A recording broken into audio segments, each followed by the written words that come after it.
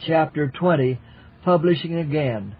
From Oswego, we went to Centerport in company with Brother and Sister Edson and made our home at Brother Harris's, where we published a monthly magazine called the Advent Review. Satan's efforts to hinder. My child grew worse, and 3 times a day we had seasons of prayer for him. Sometimes he would be blessed, and the progress of disease would be stayed. Then our faith would be severely tried as his symptoms became alarming. I was greatly depressed in spirit.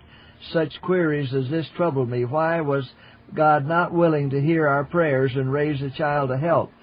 Satan, ever ready with his temptations, suggested it was because we were not right. I could think of no particular thing wherein I had grieved the Lord, yet a crushing weight seemed to be on my spirits, driving me to despair. I doubted my acceptance with God and could not pray. I had not courage so much as to lift my eyes to heaven. I suffered intense anguish of mind until my husband besought the Lord in my behalf. He would not yield until my voice was united with his for deliverance. The blessing came, and I began to hope. My trembling faith grasped the promises of God. Then Satan came in another form. My husband was taken very sick. His symptoms were alarming. He cramped at intervals and suffered excruciating pain. His feet and limbs were cold. I rubbed them until I had no strength to do so longer. Brother Harris was away some miles at his work. Sisters Harris and Bonfoy and my sister Sarah were the only ones present, and I was just gathering courage to dare believe in the promises of God. If ever I felt my weakness, it was then. We knew that something must be done immediately. Every moment my husband's case was growing more critical. It was clearly a case of cholera. He asked us to pray, and we dared not refuse. In great weakness we bowed before the Lord. With a deep sense of my unworthiness, I laid my hands upon his head and asked the Lord to reveal his power. A change came immediately. The natural color of his face returned, and the light of heaven beamed upon his countenance. We were all filled with gratitude unspeakable. Never had we witnessed a more remarkable answer to prayer. That day we were to go to Port Huron to read the proof sheets of the paper that was being printed at Auburn. It appeared to us that Satan was trying to hinder the publication of the truth which we were laboring to place before the people. We felt that we must walk out upon faith. My husband said he would go to Port Huron for the proof sheets. We helped him harness the horse, and I accompanied him. The Lord strengthened him on the way. I received his proof, and a note stating that the paper would be off the press the next day, and we must be at Auburn to receive it. That night we were wakened by the screams of our little Edson, who slept in the room above us. It was about midnight. Our little boy would cling to Sister Bonfoy, then with both hands fight the air, and then in terror he would cry, "No, no," and cling closer to us. We knew this was Satan's effort to annoy us, and we knelt in prayer. My husband rebuked the evil spirit in the name of the Lord, and Edson quietly fell asleep in Sister Bonfoy's arms and rested well through the night. Then my husband was again attacked. He was in much pain. I knelt at the bedside and prayed the Lord to strengthen our faith. I knew God had wrought for him and rebuked the disease, and we could not ask him to do what had already been done.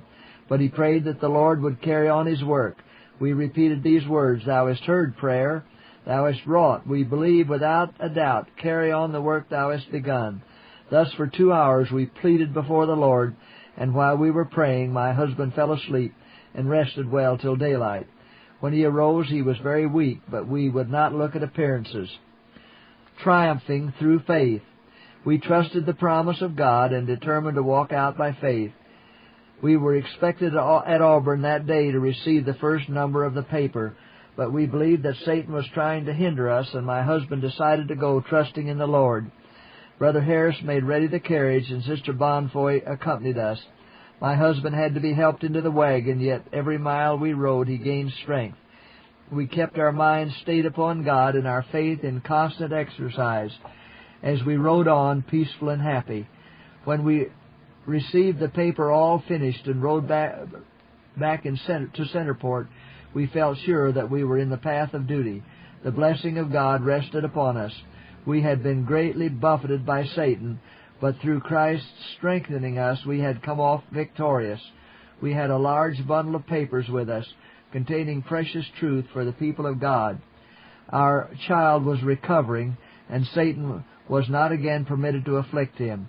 We worked early and late, sometimes not allowing ourselves time to sit at the table to eat our meals. With a piece by our side, we would eat and work at the same time. By overtaxing my strength in folding large sheets, I brought on a severe pain in my shoulder, which did not leave me for years. We had been anticipating a journey east, and our child was again well enough to travel.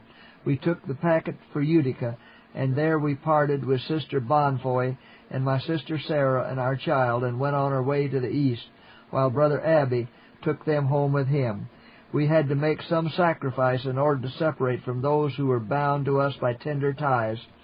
Especially did our hearts cling to little Edson, whose life had been so much in danger. We then journeyed to Vermont, and held a conference at Sutton. The Review and Herald. On November 1850, the paper was issued at Paris, Maine. Here it was enlarged and its name changed to that which it now bears, the Advent Review and Sabbath Herald. We boarded in Brother A's family. We were willing to live cheaply that the paper might be sustained. The friends of the cause were few in numbers and poor in worldly wealth, and we were still compelled to struggle with poverty and great discouragement. We had much care and often sat up late as midnight, and sometimes until 2 or 3 in the morning to read proof sheets. Excessive labor, care, and anxiety, a lack of proper nourishing food, exposure to cold in our long winter journeys were too much for my husband, and he sank under the burden. He became so weak that he could scarcely walk to the printing office. Our faith was tried to the utmost. We had willingly endured privation, toil, and suffering, yet our motives were misinterpreted, and we were regarded with distrust and jealousy. Few of those for whose good we had suffered seemed to appreciate our efforts. We were too much troubled to sleep or rest.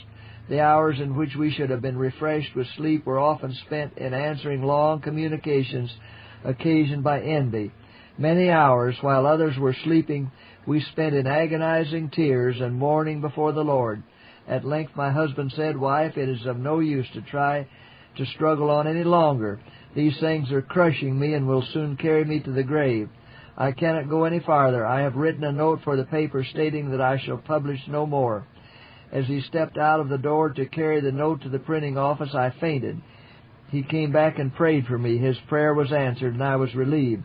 The next morning, while at family prayer, I was taken off in vision and was instructed concerning these matters. I saw that my husband must not give up the paper, for Satan was trying to drive him to take just such a step, and was working through agents to do this.